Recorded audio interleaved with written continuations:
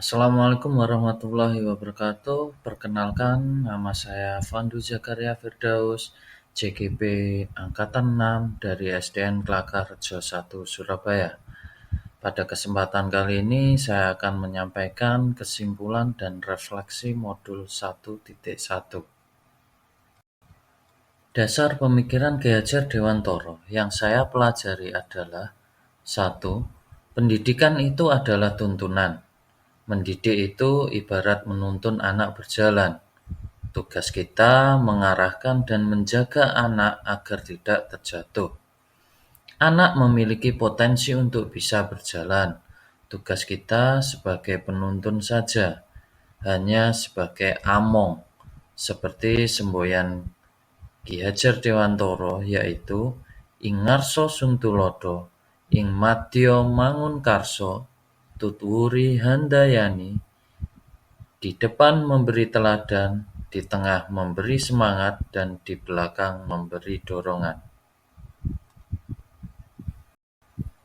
Kedua adalah mendidik anak sesuai dengan kodrat alam dan zamannya. Hal ini dapat dianalogikan yaitu sebagai seorang petani yang merawat dua benih tanaman yang tumbuh di satu tempat, misalnya padi dan jagung.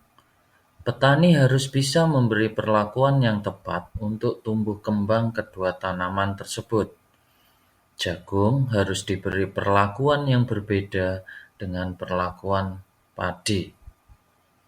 Begitu juga dalam hal mendidik anak, pemberian perlakuan yang tepat yaitu dengan mengenali karakter maupun potensi anak agar tumbuh kembang anak dapat tercapai. 3 adalah budi pekerti. Menurut Ki Hajar Dewantara, budi pekerti merupakan jiwa dari pendidikan. Budi pekerti merupakan hasil dari cipta, rasa, dan karsa yang kemudian memunculkan tenaga atau tindakan. Keempat, kodrat anak adalah bermain. Bermain merupakan kebutuhan setiap anak. Dengan permainan, kita bisa menanamkan berbagai hal, misalnya melatih kerjasama, kedisiplinan, dan strategi dalam permainan gobak sodor misalnya. Penerapan dalam pengajaran bisa dilakukan dalam model TGT. Kelima, menghamba pada anak dapat kita artikan bahwa pendidikan itu harus berpihak pada anak. Pendidikan harus dilakukan dengan cinta dan kasih sayang. Pendidikan pun harus ikhlas dan tulus memberikan perhatian kepada siswa dalam mengembangkan potensi terbaik anak.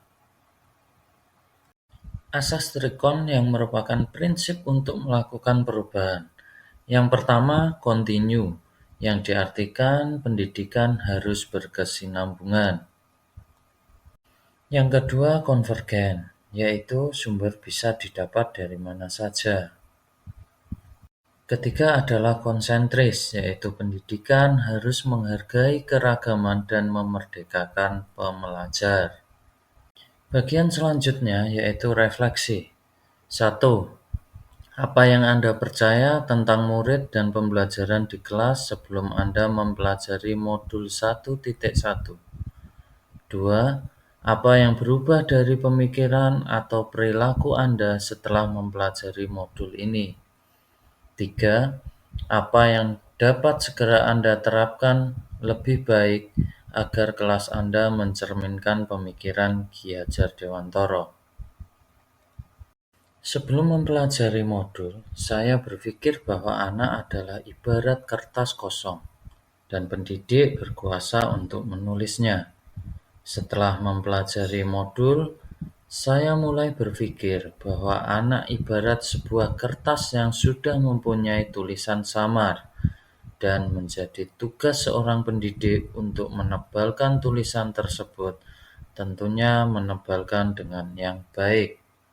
Lalu sebelum mempelajari modul ini, saya berpikir bahwa sekolah adalah tempat untuk mengembangkan pola pikir anak. Setelah mempelajari modul ini, saya mulai tercerahkan bahwa sekolah tidak hanya tempat untuk mengembangkan pola pikir anak, tetapi untuk menumbuhkan budi pekerti yang baik. Kemudian hal yang akan saya terapkan yaitu melakukan analisis tes diagnostik awal tipe belajar anak, menjalin hubungan yang baik dengan orang tua untuk mengenali lebih baik karakter anak. Selanjutnya, melaksanakan serta merefleksikan pembelajaran yang menyenangkan, kontekstual, sesuai dengan kodrat alam dan kodrat zaman.